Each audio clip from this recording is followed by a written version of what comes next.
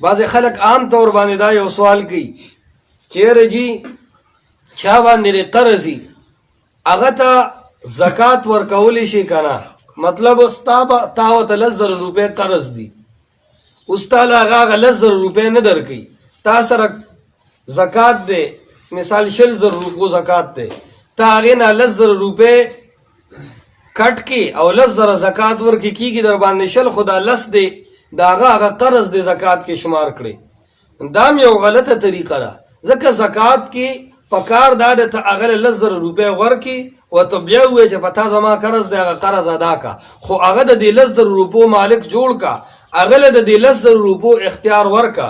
کله چې د 10,000 روپو اختیار ورکو بیا ورته خپل قرض یاد کړه چې په تا زما قرض دی هغه قرض مال راکا، نو 10,000 روپۍ به تاله درکړي، نو تا سره بیا 100,000 روپۍ رالی لیکن ستا زکات ادا شو.